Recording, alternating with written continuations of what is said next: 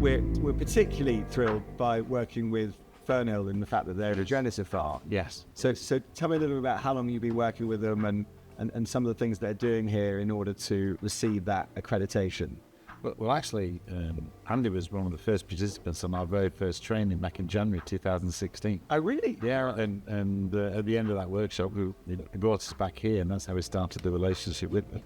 And 2016 was the time we were just reviewing how to take ecological outcome verification, so EOV as we call it today, to an international level. And then we started with EOV here back in 2017. So I was thinking about it when you were looking at the animals and looking at the patterns. I was drawn by there's a very famous researcher in the UK called Andre Voisin. He would say the animals are a photograph of the land. And so the pattern recognition of attributes that we've been introduced to by Jen and Andy, we actually do that in terms of the soil and the patterns on the soil surface that allow us to give some assessment to the vitality of the land. So it's a verification. It's really holding the mirror up to the farmer and being able to identify where they are numerically. So we have an ecological health index that I would summarise to say that's really about the vitality of the land. Yeah. And the farmer's practice and support over time can actually take that regenerative score higher and higher. But obviously, when you're dealing with nature and the natural scheme of things, things can vary. So you have to allow some variation in that journey. Right.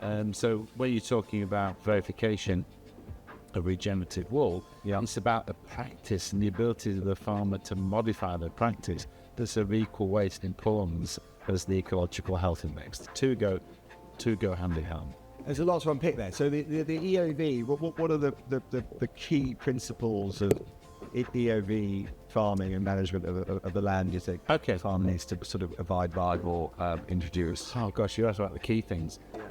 So I have to think of a short answer to that one. But basically it's the scorecards we use, 15 attributes that allow us to assess the degree of vitality of the land. Now that's calibrated to a particular bioregion.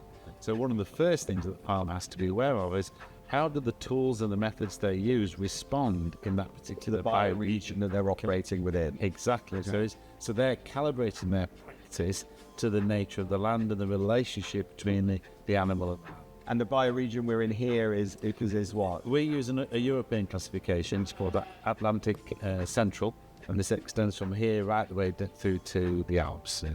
Okay. So similar land, similar response to the climate. It's really a function of a combination of things: elevation, dominant weather patterns, the soil type, the geology, and how the species have shaped the land over a period of time. So we have period of time being how long? Oh well, basically this area probably in the last 15,000 years, the last ice age. Okay. This wasn't covered by ice, but it was affected by when the ice receded, big flood waters and release of sediments that came down to this part of the.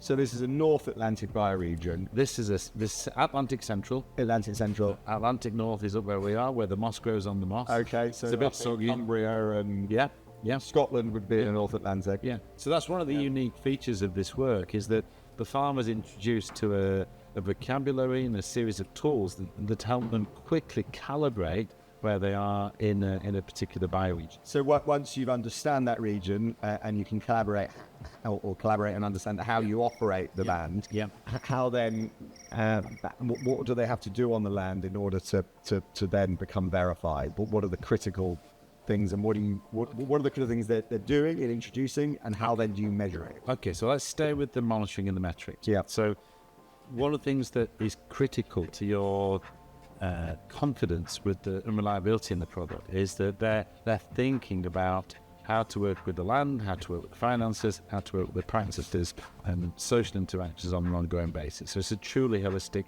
management framework. Now that holistic management framework starts front and center with how nature is responding and how nature does respond based on what we know to the tools that you use. Okay. So everything is done with first consideration of nature, second consideration the financial viability of the land, but third, making sure there's a social interaction, ability to get to market that keeps them. And what are those critical tools, though? Give me some examples. Well, the key thing here is we're dealing with animals that are predominantly grassland animals. Yeah. So it's the ability to maintain the grassland and keep the grassland at what's called a high range of functioning.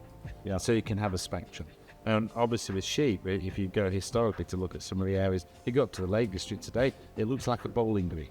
Okay. So when we look at that, we see that's severely grazed.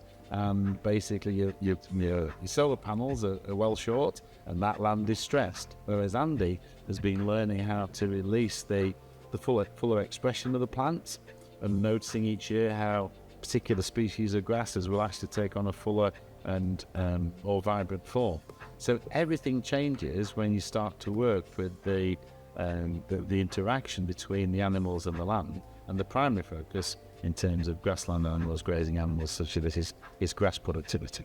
Okay. So that means, and how do you enhance? So enhancing grass productivity through observation, knowledge. Yeah. Okay, there's two primary things, and the primary tool we use in holistic management is holistic planned grazing.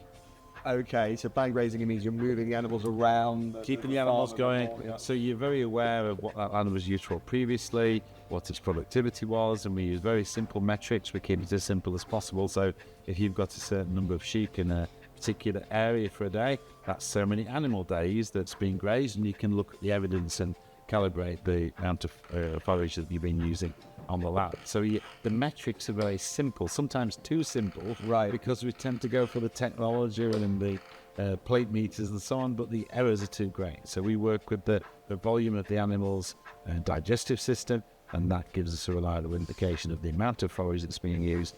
And what you're aiming to do is avoid overstressing the plants. So as you're witnessing here, one of the key things is the relationship between the animal and the grazer to keep the animal in a low stress situation so they're comfortable, and then they relax into the situation. Basically, it's a similar principle with the grass, the grazing of the grass, making sure you don't stress your grass, because you get stressed grass, it will try and protect itself. That's one thing. It will shrink it can shrink in size, it can try and alter its form, its morphology. Actually, it can alter its chemical makeup. So is it too simplistic to say happy farmer, happy animal, happy land? It's a good farmer. Yeah, okay. Happy animals, happy land. Happy land. I think that's... And happy land is what I'm picking up on, is moving the animals around a bit more, observing the climatic conditions, observing the soil.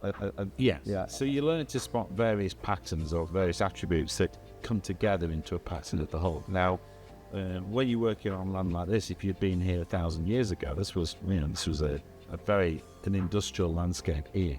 So what you're seeing here is land that's in not only it's in recovery, it's moving into a regenerative status, which is a consequence of Andy's work with the animals, and then there's a renewal stage. So we have a very broad spectrum. Our scoring goes from minus 140 plus to plus 120.